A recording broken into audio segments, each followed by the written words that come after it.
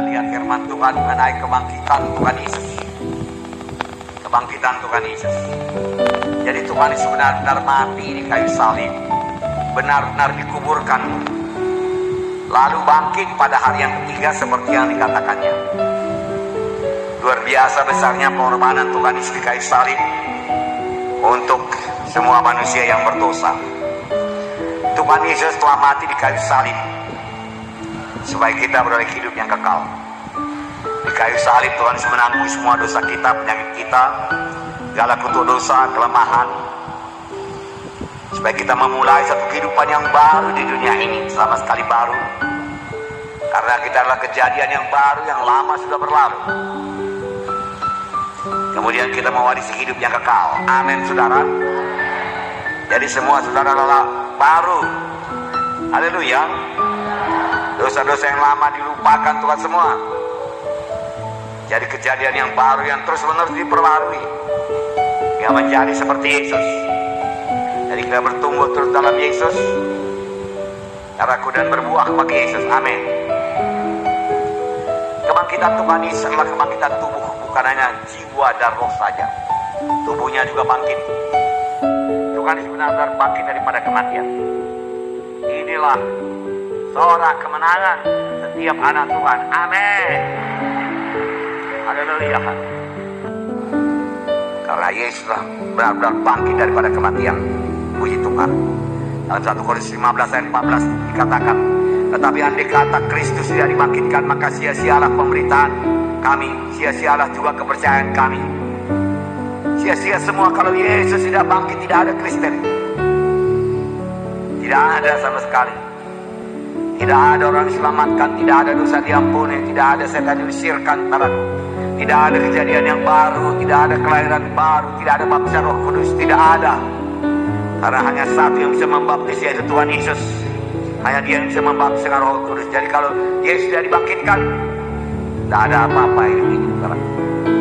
Hanya dalam Yesus ada hidup yang kekal. Firman Tuhan pada pagi hari ini, kalau kita nanti menghadap surga, darahku, kita perlu darah Yesus. When I see the blood, I'll pass over you. Kalau aku lihat darah itu, aku akan melaluinya. Malaikat maut tidak bisa memberi maut. Kalau dia lihat darah itu ada pada jenang pintu kiri kanan, tak saja dia masuk rumah itu. Darah domba itu berkuasa, lambang daripada darah Yesus. Sekarang kita tidak menerima darah domba, kita menerima darah Yesus yang sejati. Benteng kita yang teguh.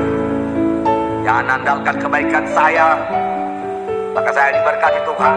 Kebaikan saya, maka saya ke sorga. Tanyalah orang sekampung saya paling baik, saya paling banyak menolong orang miskin. Oh, saya mengangkat anak yatim piatu dan lain sebagainya. Lalu saudara mengetuk pintu sorga, Tuhan Yesus berkata, aku tidak kenal kamu, turunlah dari hadapanku. Tetapi kalau dia melihat darahnya sendiri, yaitu darah Yesus, maka dia tidak bisa menolaknya. Dengan darah Yesus saudara dibenarkan. Amin. Kebangkitan Yesus membuktikan bahwa dia Allah adanya. 1 Yohanes 10 ayat 17-18. Bapa mengasihi aku, oleh karena aku memberikan nyawaku untuk menerimanya kembali. Tidak seorang pun dapat mengambilnya daripadaku. Dan aku memberikannya menurut kehendakku sendiri. Aku berkuasa memberikannya, aku berkuasa mengambilnya kembali. Inilah tugas yang kuterima dari Bapakku. Tidak ada orang seperti ini. Aku memberikan nyawaku, mati, dan aku ambil kembali. Tidak ada orang berkuasa mengambilnya. Tetapi karena Dia Allah, Dia sanggup. Tidak seorang pun sanggup mengambilnya daripadaku. Tetapi aku menyerahkan nyawaku dan aku mengambilnya kembali. Saudaraku, dan Dia hidup, saudaraku. Kebangkitan Tuhan Yesus, saudaraku, menjamin kita menerima warisan yang kekal. Ini yang diharapkan. Saudaraku, kalau pengharapan kita hanya satu mobil, dua mobil, satu rumah, dua rumah, saudaraku, mari maju. Cari kerajaan sorga, menangkan jiwa-jiwa. Haleluya, saudara. Pada waktu kami memulai pelayanan ini, saya dan istri saya melupakan segalanya, mengorbankan segalanya.